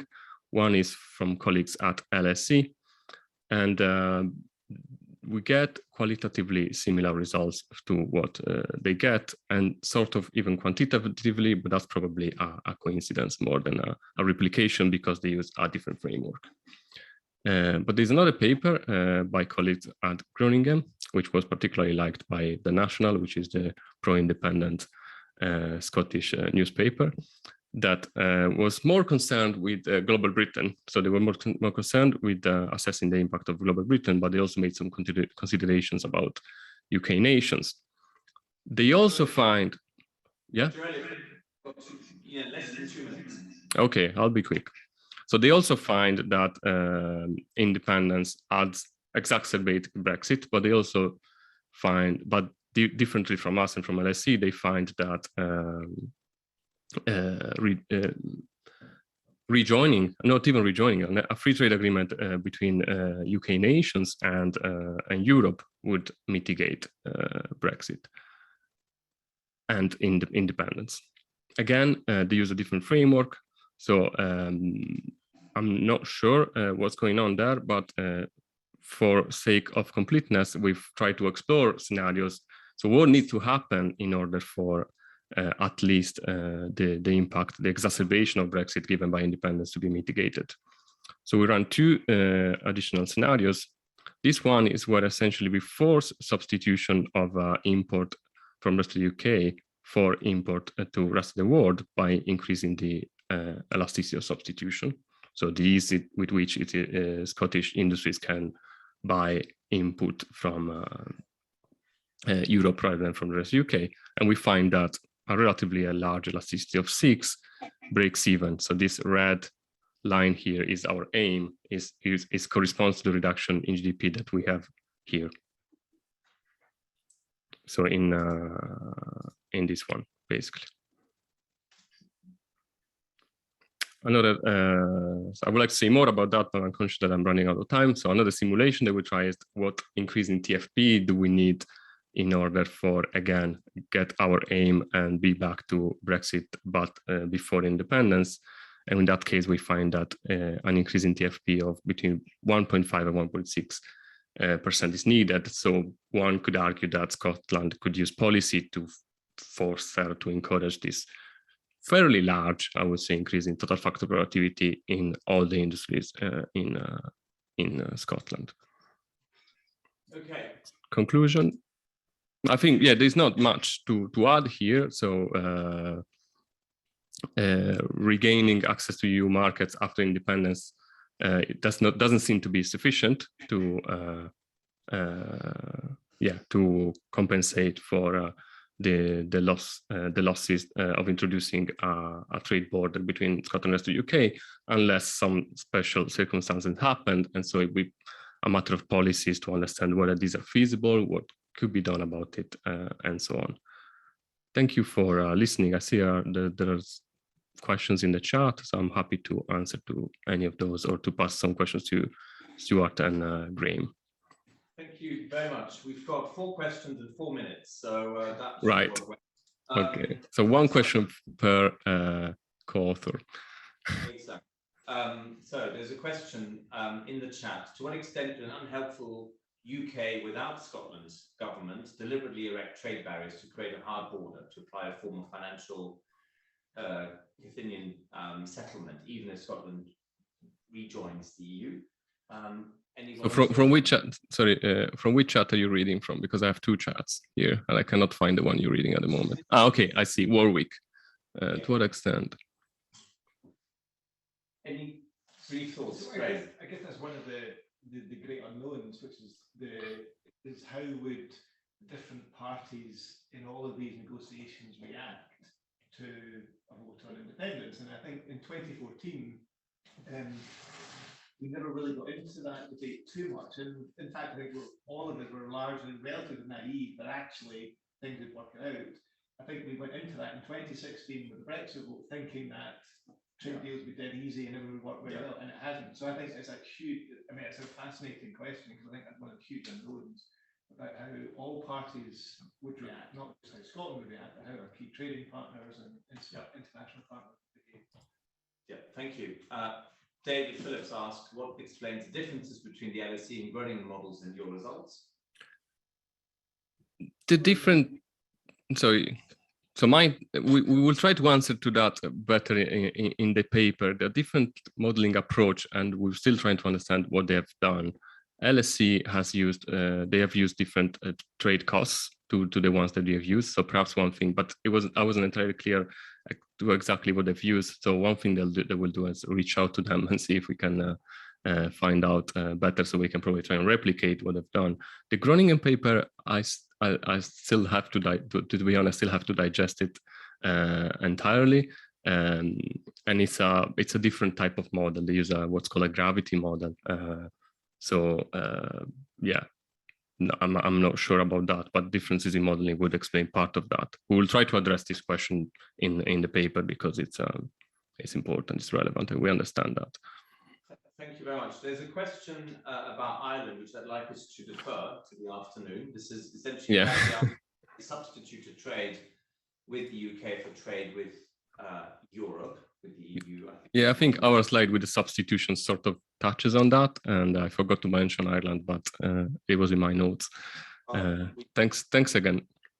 As I say, we will definitely come to that. There were two other questions in the chat function, very briefly, from Reese. You was up to that Brexit alone leads to a 4% fall in imports and exports with the rest of the UK. Is there evidence in the data yet that this has happened? I think the short answer to that is too early. Too early, exactly. Too soon to say. This is the long-term effects. Right. So And from Jenny, could you say a bit more about the assumption you made of the type of EU membership Scotland would rejoin based on full membership versus single market customs union versus other, and the resulting relationship with the rest of the United Kingdom, for example, customs union? You'll be full so you'll be removing the barriers that we have added in the model to simulate the leaving the EU. So we'll be back to the status quo, back to before. So it's essentially, it will be equivalent to full membership. The interpretation will be full membership. Thank you very much. That was a very short and concise answer and answers to the question, so much appreciated. Of course, I shall say that, for a much fuller, I think, answer, we will direct everyone to the published papers, right, in which I'm sure a lot of this will be reflected. So thank you again very much, Joelle, Peter, Stuart and Graham. And we will now move on to the final presentation in this panel on Scotland's entitled Shocks to the System, COVID-19, Brexit and the Devolved Fiscal Settlement by David Bell, David Iser and David Phillips. So that seems to be working with the slides. Thank you very much to Shane for facilitating that. David, you have the floor. Okay, thank you. And can I just use this opportunity to thank the team at NISA to help us with all the technology, not just for this presentation, but for the whole event. So David, over to you and welcome. Thank you. Is this the... no, you just say... Okay, that's fine. That's fine. Thanks. So this is a sort of more nuts and bolts type paper. It's about what's been happening recently. It comes from a project which you can't be part of unless you're called David, which is funded by the ESRC under its COVID initiative, and David Iser is running that from the Fraser Valander Institute at Strathclyde, and I'm part of it, as is David Phillips at the Institute for Fiscal Studies. We've produced one report already, which is on the IFS website, which is really looking at what happened to intergovernmental fiscal arrangements during the pandemic and how these changed on the fly, so to speak. And I'll speak a bit about that today, but I'll also speak a bit about Brexit and also some of the political economy of the current situation. So let's go on to the next slide. So treating Brexit and COVID in a way, both as unforeseen shocks. Well, they were unforeseen when the various acts which changed the nature of devolution within the UK for all three devolved governments were being passed. These acts really were set up without any reference to the events that were panning out in terms of Brexit to some extent, and obviously COVID at the time, the Scotland Act was 2016, was a completely unforeseen shock. These were both major economic shocks, fiscal shocks, and also political shocks. And the UK government has responded to these in different ways, as have the governments within the devolved administrations. And I guess I'll trace some of these responses today. So one of the questions that we ask is whether these shocks were of such a magnitude that, and our learning from them was such that there's a case for changing the framework within which fiscal devolution operates. And I'll briefly explain how it operates in the next slide. But does any part of the response to these shocks suggest that there should be changes to the legislative or institutional framework? Has it changed our understanding of the fiscal risks faced by the devolved administrations? And has it changed the political case or possibly preferences for devolution stroke independence, I guess? So could we go on to the next slide? So I'll briefly try to explain intergovernmental fiscal relations. That's not an easy thing to do. And again, it does really help if your name is David. But the essential part of that is the Barnett formula, which was put together as a short-term measure in the late 1970s by Joe Barnett, who was Chief Secretary to the Treasury at the time. And effectively, it's the mechanism, the main mechanism by which money is distributed to Scotland, Wales, and Northern Ireland following the annual budget,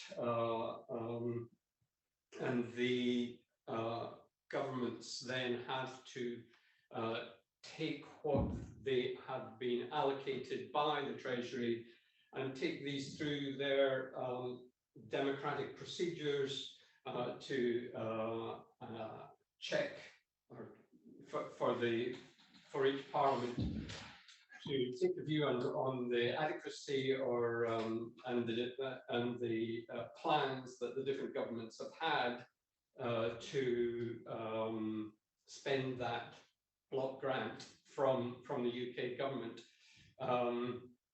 These processes take a little bit of time, and that's one of the criticisms that we'll talk about as we go through this.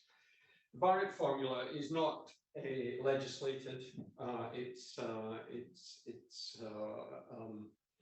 an understanding which is completely under the control of HM Treasury, and it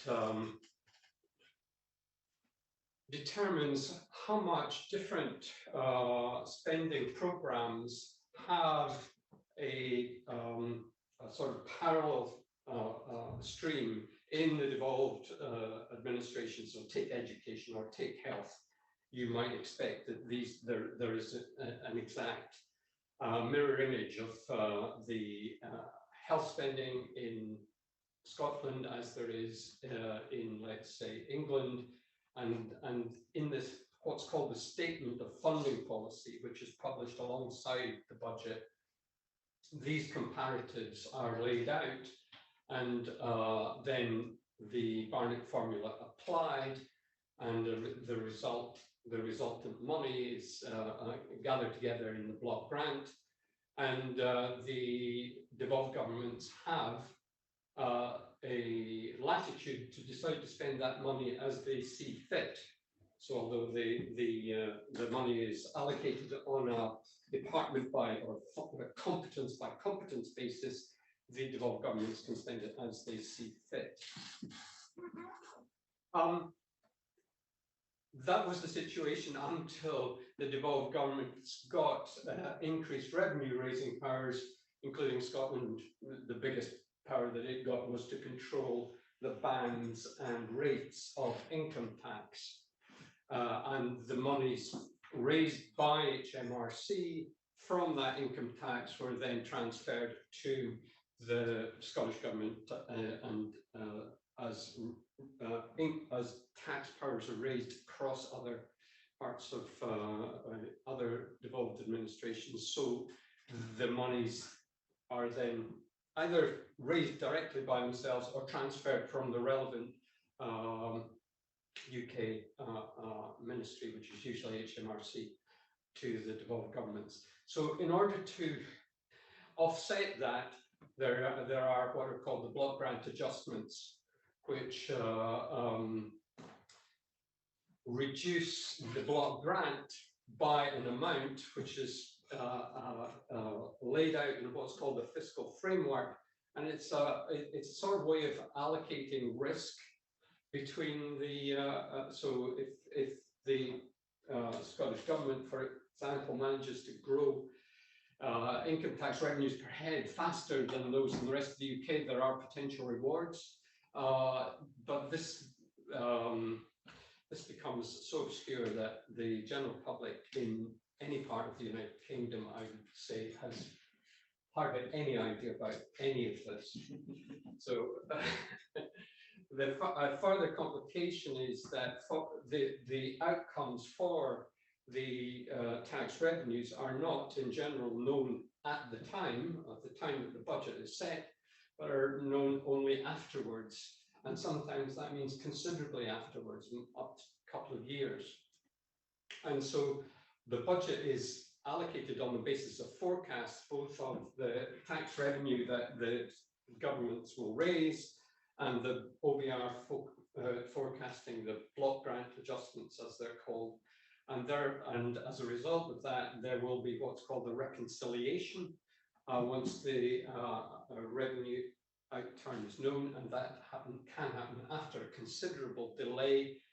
And there is then the potential for unpleasant shocks to the devolved government's budgets, and a question about should they be allowed to borrow to offset that kind of shock. Okay, so can I get the next slide? So that was the situation.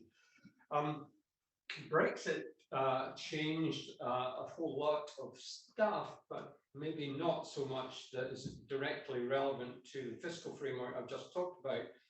Clearly, it shifted the economic and political framing of independence, as we've just been hearing in the last talk around for the devolved nations. And it changed a lot of stuff that was really the result of powers coming back to the UK. Things like state aid and the regulation of the internal market came back to the UK. Then there were also issues around the so-called global Britain and our wonderful trade agreements. All of these have regional, Philip McCann will agree with me on this point, but also consequences for the devolved nations. All of these changes that came with Brexit. And clearly, again, as we've already seen, there's a question about a democratic deficit, in Scotland, as represented by the very substantial majority that wanted to stay in the EU against the other, well, England. And then there were nevertheless opportunities for post-Brexit compromise, but I'll go on to describe how these were available but were not actioned. So I guess we asked the question: should Brexit developments affect the DG's fiscal settlements? Well, there were options for there have been options for tax devolution and differentiation, but these have not really been opened up yet. There are opportunities for the way that money is spent on economic development and skills, which used to be the remit for the European structural funds. And these are evolving, and I'll come back to these. But in essence, our argument is that what has happened thus far, at least in relation to Brexit, doesn't really change the case for devolving competencies and associated risk, except where in certain circumstances we may think that legal restrictions on tax have been binding. So we've got a bit more freedom to think about the design of taxes. Can I get next slide? COVID was quite different in a sense, because the devolved administrations were faced, since health and social care are devolved competencies, there was suddenly the need, or an unmet need at the time for sharply increased spending on health and social care. There was uncertainty around the economic costs, and including whether the shock would be asymmetric. I will talk about asymmetry quite a bit, because we've been lucky, put it that way. One of the problems that immediately arose was that there was little, the fiscal framework doesn't allow for in-year budget flexibility. The borrowing limits are relatively small. Capital 450 million per year up to maximum 3 billion, resource funding 300 to 600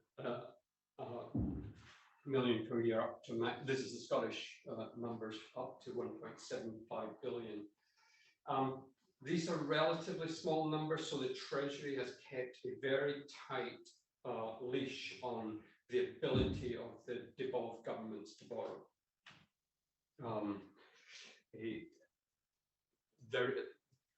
Similarly, on the other side of the balance sheet, the ability to save and spend in future years what the reserve is for Scotland limited to around 700 million pounds. The only point I want to really make here is that in terms of overall UK borrowing, and even in terms of the spending by the devolved governments, the limits that the Treasury puts on borrowing are relatively tight. Okay, next slide, please.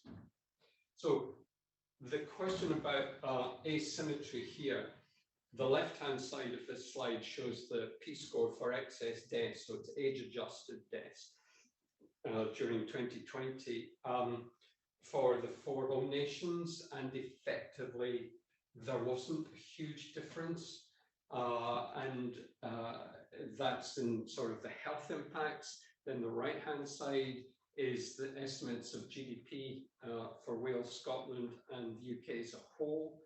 So in effect, although the Wales and Scotland were growing more slowly than the UK as a whole post the Great Recession, the pandemic itself was pretty synchronous across Great Britain. And that was, in a sense, quite good, in that it meant that there weren't massive differences in need across the 3 nations. And as I said earlier, the Barnett formula isn't there to meet differences in need. So that was in a way happenstance, but turned out to be useful. Can I get the next slide? This is, so you might think, well, it all depends how the different how the economies respond.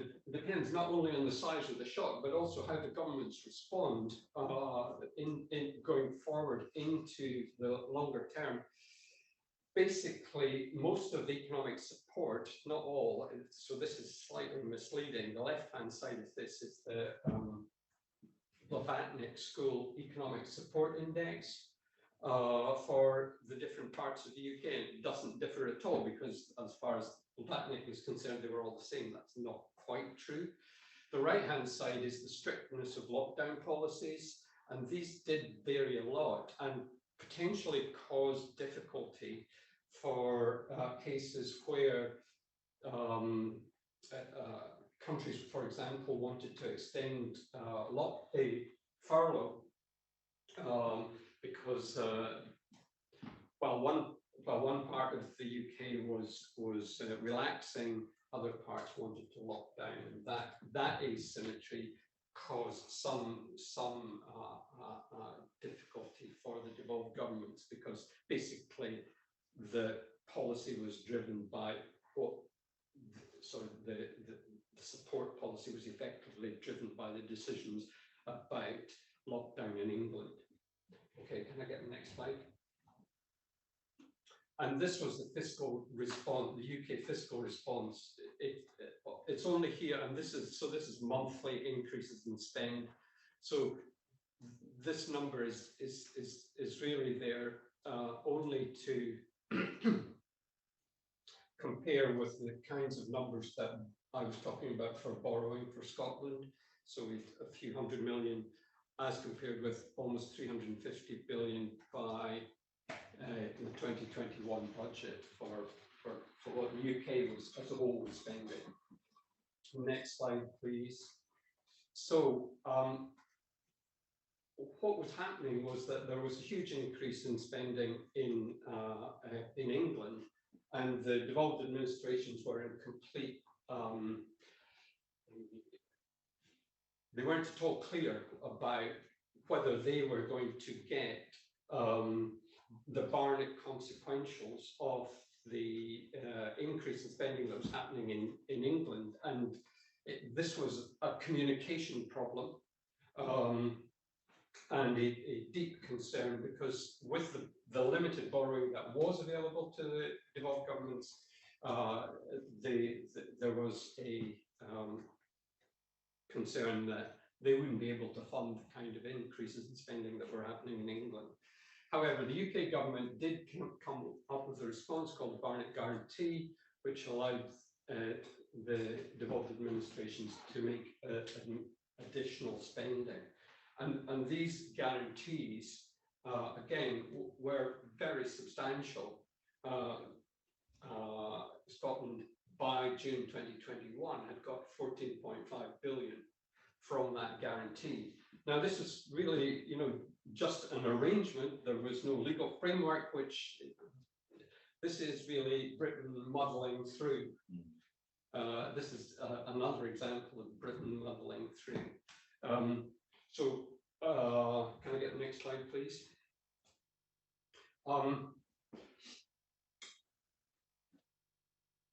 In a way, the fact that there wasn't a legal framework was actually quite useful in these circumstances, because the Treasury could make the decision quickly and it didn't have to go through any parliamentary debates. The guarantees were just made. Clearly, it is true that COVID made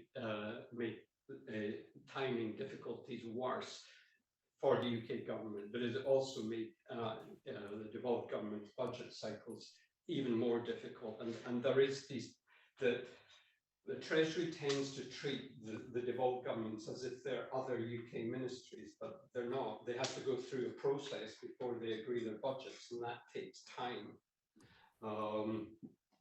The devolved governments end up getting very squeezed quite frequently before the start of the fiscal year. Increased borrowing powers, well, how long is a piece of string, but it's probably not 14.5 billion. So although the devolved governments might have had greater flexibility, that probably wouldn't have been sufficient in these circumstances. and the UK government, this is just a general borrowing argument, doesn't want to provide a backstop against default risk. We have managed to get through, but asymmetry and defining asymmetry is an issue that could arise again if there were another shock, but a shock that was more specific to a particular part of the UK. Next slide.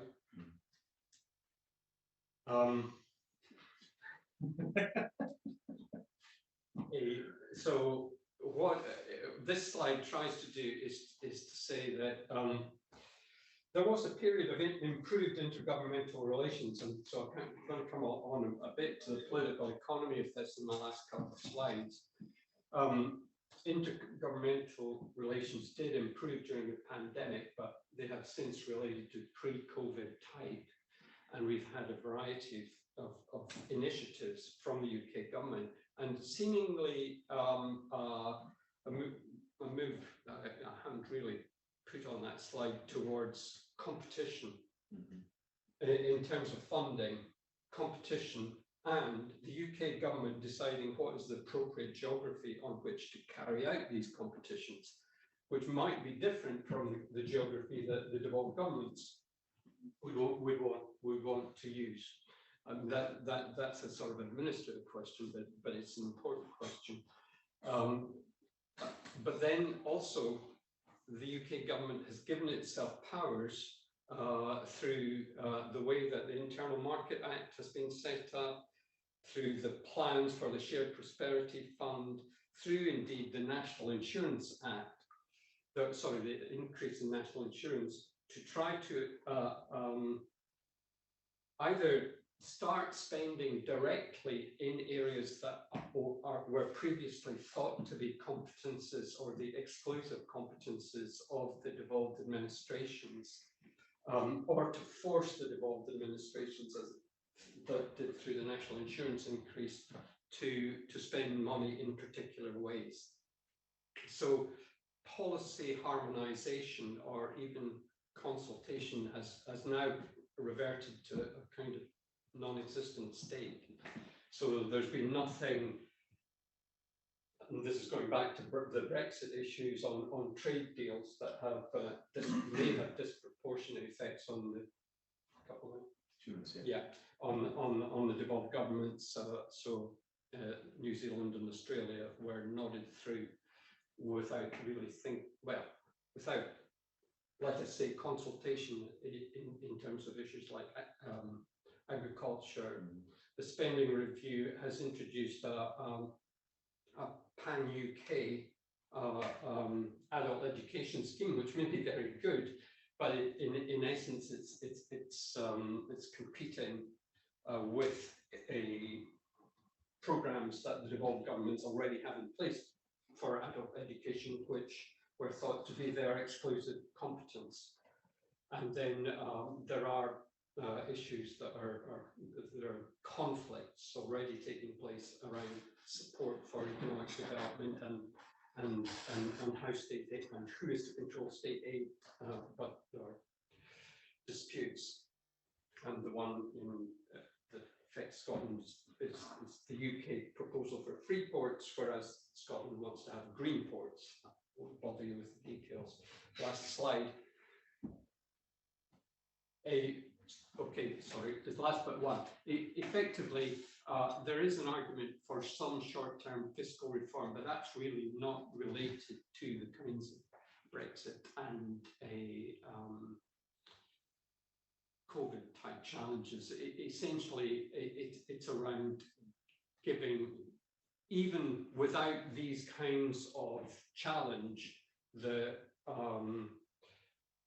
borrowing limits on the devolved administrations are very, very tight, and making them slightly less restrictive would not really affect the UK's overall fiscal stance.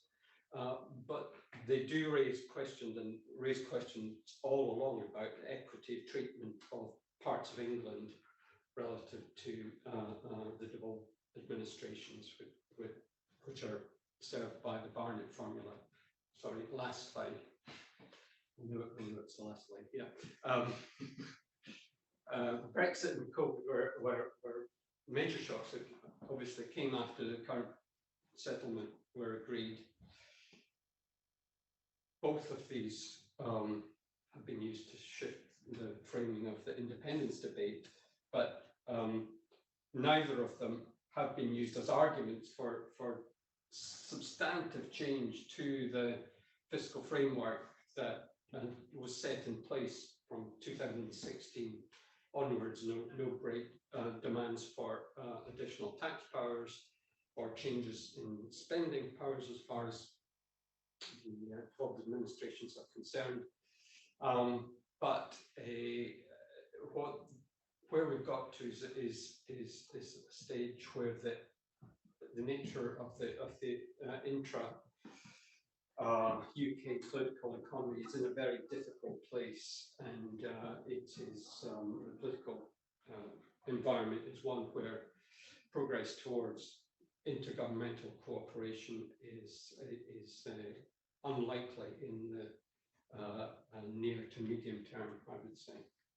David, thank you so much for another really rich and fascinating presentation. We have only got a few moments really for the discussion. I think there is a comment in the chat about some of the differences across the nation. So Frank Rocek says the data showed that there weren't substantial differences across nations in terms of the health effects of the pandemic, but the Scottish government, he says, still chose to diverge from the rest of UK policy in terms of lockdown strictness, causing the need for more economic support.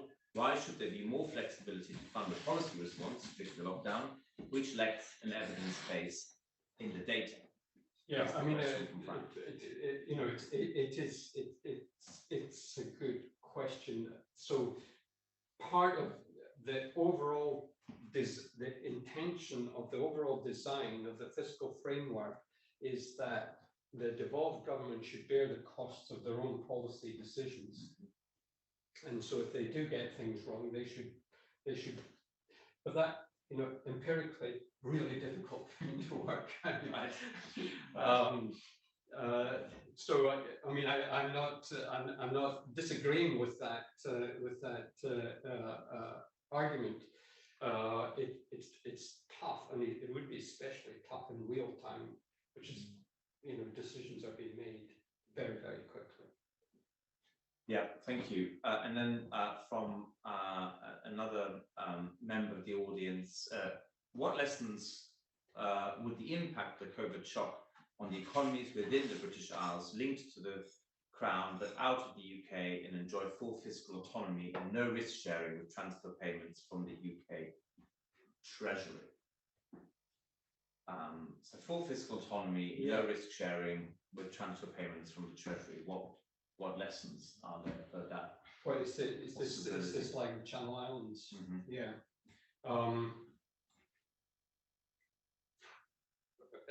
So they're taking the whole risk of having a COVID shock. I don't know to what extent they were affected by it. Where if they had been affected to the same extent and had decided to go on the same kind of spending spree, what would have been their borrowing costs? I guess would be an important question, but one I don't actually know the answer to. Okay. I think that. All right, I think we should leave it here. Someone at a conference once said lunch is a human right, so we shall uphold that and now break for lunch and return at about 1 o'clock for the second session on Wales and Northern Ireland. Thank you all very much indeed for all the presentations this morning. It's been absolutely fascinating. And we can see how rich discussions were too. So again, all of this will feed into the papers and the special issue. But for now, have a very good lunch break and thanks very much. See you at 1 o'clock.